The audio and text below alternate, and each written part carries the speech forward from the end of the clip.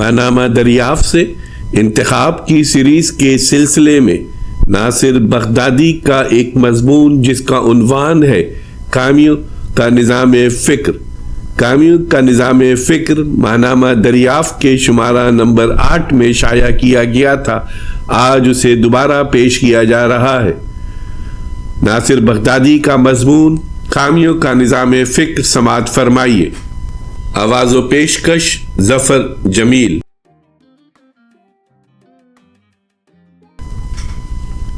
کامیوں اس صدی کا وہ نابغہ روزگار مفکر ہے جس نے اپنے عہد کے انسان کی سوچ اور اس کے عملی رویوں کا منطقی انداز میں تجزیہ کیا ہے۔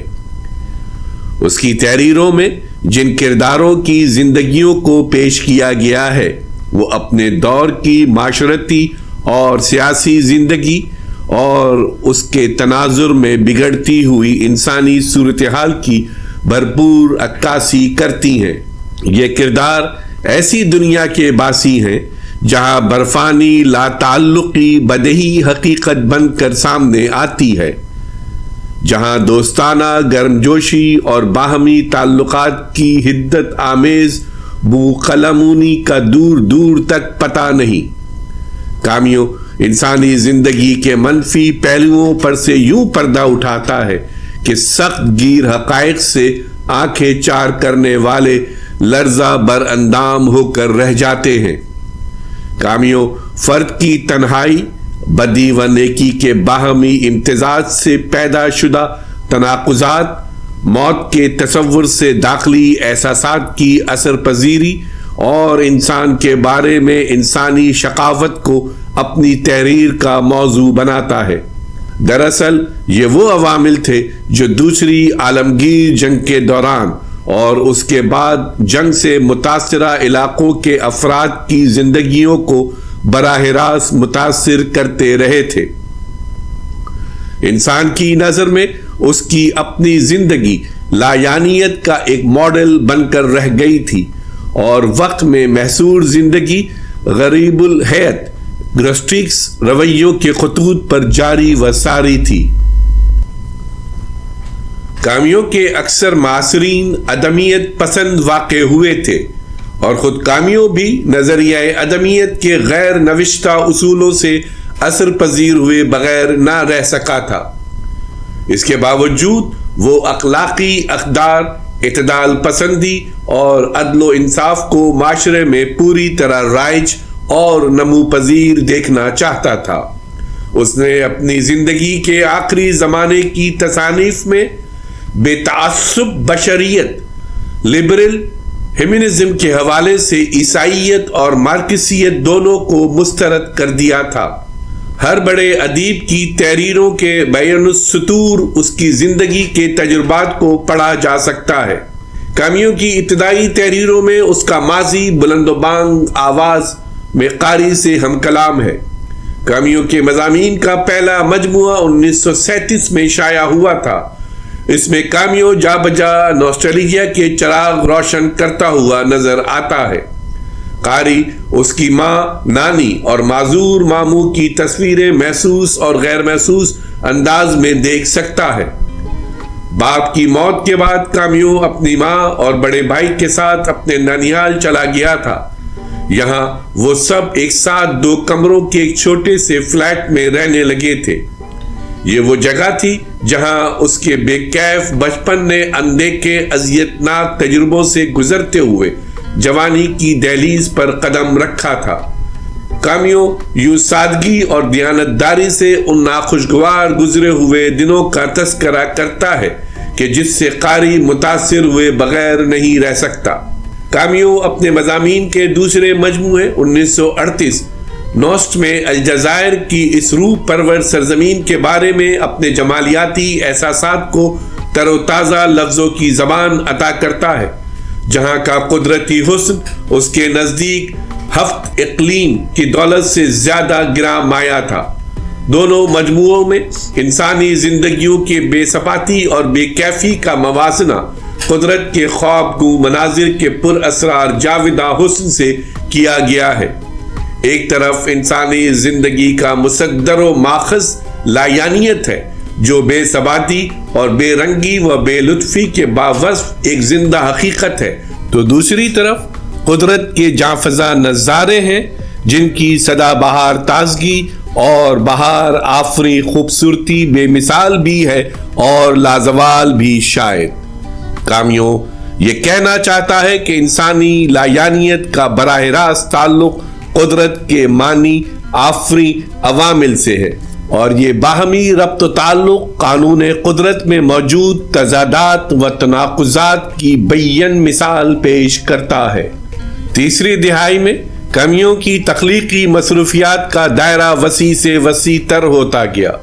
وہ فرانسیسی ادب کی کلاسیکی تحریروں کے ساتھ ساتھ اپنے معاصرین کی تخلیقات کو بھی دلچسپی کے ساتھ پڑھتا گیا۔ آندرے ژیڈ مولرو اور سارتر کی شاید ہی کوئی تحریر ایسی ہو جو کامیوں کی نظروں سے نہیں گزری۔ سارتر کی طرح اس نے بھی مارکسیت میں نہ صرف یہ کہ دلچسپی لی بلکہ تقریباً 1 سال تک وہ کمیونسٹ پارٹی کا سرگرم کارکن بھی رہا۔ بعد ازاں اس نے مارکسیت کو شد و مت کے ساتھ اپنی سخت گیر تنقید کا ہدف بنایا۔ ان دنوں وہ بسیار نویسی کی حد تک لکھ رہا تھا۔ تھیٹر میں کامیوں کی دلچسپی ہمیشہ قائم رہی۔ اس نے فکر و نظر اور جذبات میں بالیدگی پیدا کرنے والے کئی تخلیقی ڈرامے تحریر کیے، انہیں اسٹیج پر پیش کیا اور وہ اپنے زمانے میں مقبول بھی ہوئے، مگر اس کی لافانی شہرت ڈراموں کی مرہون منت نہ تھی، فی الاصل یہ اس کی دوسری تخلیقات تھی جنہوں نے اسے لازوال کر دیا تھا۔ انہی دنوں اس کی صحافتی زندگی بھی شروع ہو چکی تھی۔ وہ الجزائر کے ایک مقتدر اخبار کا نائب مدیر ہونے کے ساتھ سیاسی رپورٹر اور تبصرہ نگار کی حیثیت سے بھی اپنے جوہر دکھا رہا تھا۔ اس نے سارتر کی ادبی تحریروں پر عالمانہ اور بصیرت افروز تبصرے تحریر کیے۔ الجزائری مسلمانوں کی زبوں پر اس کے لکھے ہوئے ایک سلسلہ وار مضمون کو بے حد پسند کیا گیا۔ یہ مضمون معاشرتی و معاشی تناظر میں لکھا گیا تھا اور اس میں حکومت کی توجہ ان علاقوں کی طرف مبذول کرانے کی کوشش کی گئی تھی جہاں الجزائری مسلمانوں کے حالات ناگفتہ بھی تھے۔ اس کو امر اتفاقی ہی کہا جائے گا کہ اس مضمون کی اشاعت کے تقریباً 15 سال بعد الجزائر میں جنگ آزادی کا آغاز ہوا۔ شروع میں مسلمانوں نے جن عوامل کو بنیاد بنا کر احتجاج کیا تھا وہ وہی تھے جن کی نشاندہی کامیوں نے 15 سال قبل کرتے ہوئے حکومت سے اصلاحات کا مطالبہ بھی کیا تھا۔ بعد ازاں احتجاجات نے سیاسی رنگ اختیار کر لیا اور آزادی کے لیے ہر خاص و عام خون کا نذرانہ پیش کرنے سڑکوں پر نکل آیا۔